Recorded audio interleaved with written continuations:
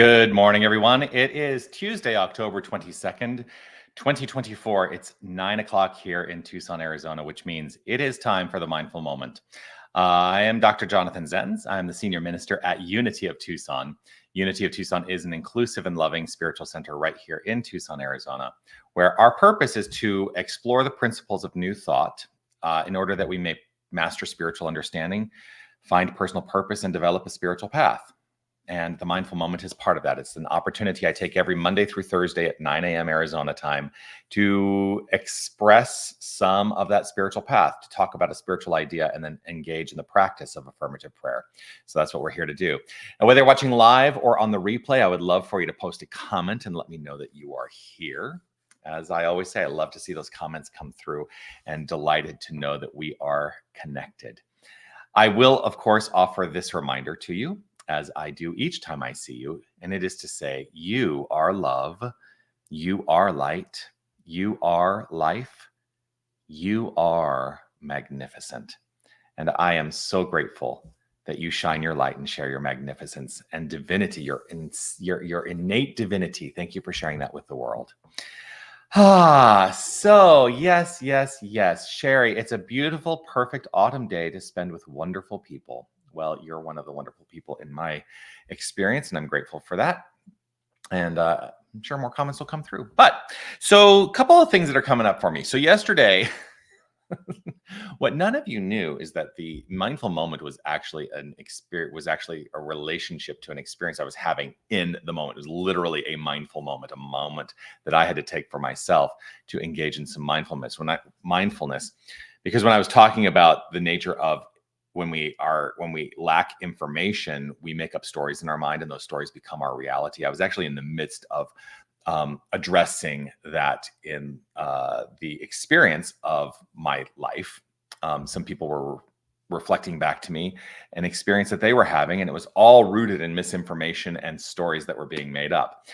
And one of the things that kind of got pointed out is that it was like the worst game of telephone ever, as there was this bit of information that had kind of gone out and it got misconstrued, and people made up stories around what it meant. And, they were living as though those stories were true, but they weren't. So I was literally in the middle of like practicing the mindfulness in that moment, which I really endeavor to do every day and in every moment. So today, I want to express to you this idea, because what ultimately ended up happening yesterday is I required of myself the experience of self-care, deep self-care. I started a few weeks ago teaching a class on Monday nights. It's a bit of an intensive class. The class goes for 3 hours Monday nights. And with everything that's been going on with the gala here at Unity of Tucson, I'm on the Unity Southwest Region Board, and we've been putting together a conference that is next week. I mentioned that yesterday. I may not be on for the Mindful Moment next week because I'll be at conference. But I've been the chair of that conference committee. Obviously, the experience of enjoying running a spiritual community like Unity of Tucson and all the things that go with that, and all the things that are beyond Sundays that many people may not even realize. We have a full operation here.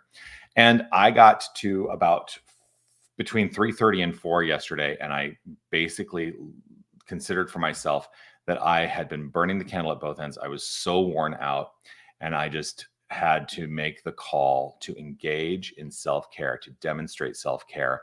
And I reached out to all the students who were in that class, and I just said, I need to postpone class tonight. And I went home and I engaged in true self-care. I did some meditation and some prayer. But part of what I ended up doing was really reminding myself, because you ever get that burnt out feeling, you think, oh, this is not an affirmation of this, but I can speak of it and know that it is not the truth of my being. You ever get that feeling where you're burnt out and you're like, oh my gosh, I hope I'm not getting sick? Well, that is the call in that moment to engage in the practice of self-care very deeply. Then I thought about this quote that is part of our reading for actually the Monday night class that we talked about. We talked about this quote the week prior, This is from Joel Goldsmith. He wrote, "Spiritually, there is no disease and there is no health because we are or have nothing of our own. To suffer from disease or to enjoy good health is to have something of our own." And then he wrote this, and I put this part up.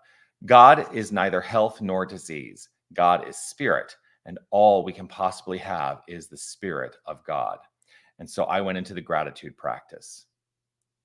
I went into the practice of gratitude to know and affirm and accept in my own mind and my own heart that I am grateful that the body knows exactly how to respond in this instance, and that there is no necessity for the expression or experience of ill health. That through gratitude, I am welcoming the magnificent, infinite divine source, the Spirit, to express itself fully, wholly, without hindrance in my life. And so that was my practice last night. And I am grateful to say that as I awoke this morning, I am the result. I am now the result of that self-care. And so I am feeling I walked in today and I said to Tyler, our operations manager here, I said, "I feel 1,000 times better." And I do. And so that's the power of the practice, that we are in charge of our expression of this thing called the divine. And we can either express it as ill health, dis-ease, or we can express it as full health. In the infinite nature, those things don't exist, but we can choose to express them. So what will you choose to express today? I chose in that moment to take the experience of self-care into my mind and heart and to allow myself to express only good health. So that's what we're here for. What are you here for? So I'm grateful to be able to join you today and to be well and to express wellness and to move forth and prosper in this thing called life. So let's take that idea into the practice of affirmative prayer. If you would like, if it's comfortable, feel free to close your eyes as we engage in this spiritual practice, the form of practice. I choose to close my eyes as an invitation for me to turn my attention to the inner life which is where thought, belief, and feeling all reside. And I know that thoughts, to the power of belief, to the power of feeling, are what equal the quality of my life. And so I know and trust that there is only one infinite power and presence. There is one source, there is one resource, there is God and nothing else. There is this magnificent, universal, infinite spirit, the creative source, the principle of all that is. There is God. There is God and nothing else. I settle my mind and heart into the feeling tone of this understanding, for I know that to speak the words that God is all there is, for me is not enough. And so I go deeper into the sensation, the feeling of this essence, knowing that this essence is the core of who I am and the core of who each and every one of us is.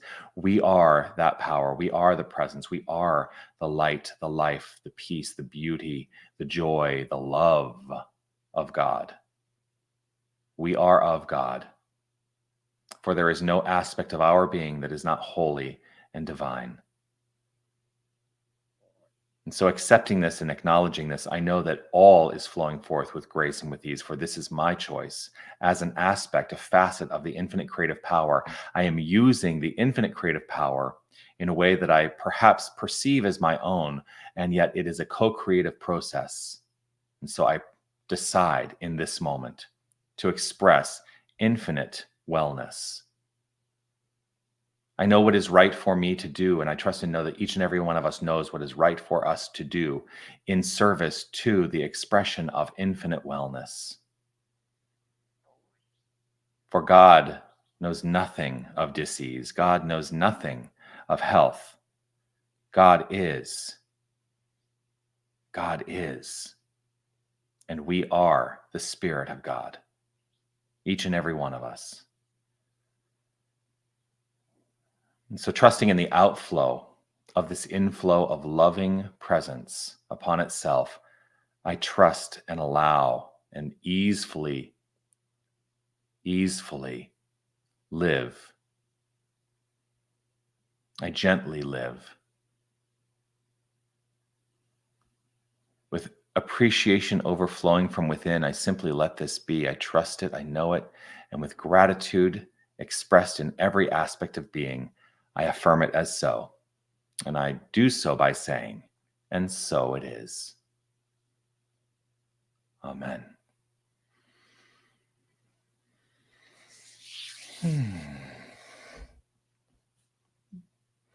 So there we are. Another glorious moment of mindfulness. I want to say thank you. Some of the students are on this, are here on this mindful moment, and I want to say thank you for your grace. I know that you had all prepared for class last night, in the same way that I had actually prepared for class last night. And it sometimes can feel disappointing when things change, when plans change. But I am so grateful that you allowed me the grace to do what I needed to do to ensure that I was engaging in self-care. And I trust and know that you all do the same thing. Take care of yourself. It's the only you've got. So there we are. I will be back again tomorrow for the Mindful Moment, as I am every Monday through Thursday at 9 a.m. I will be back on the Rant, Radically Affirmative New Thought with Reverend Steph St. Amand on Friday at 9:30 Pacific, 11:30 Central on these streaming channels. And yeah, I look forward to seeing you again soon. Peace and blessings to you. Make your day magnificent. And remember, keep in mind, you are magnificent, and it's not because of anything you do. It is simply the core of your being. Keep shining your light. All right. Bye, everybody.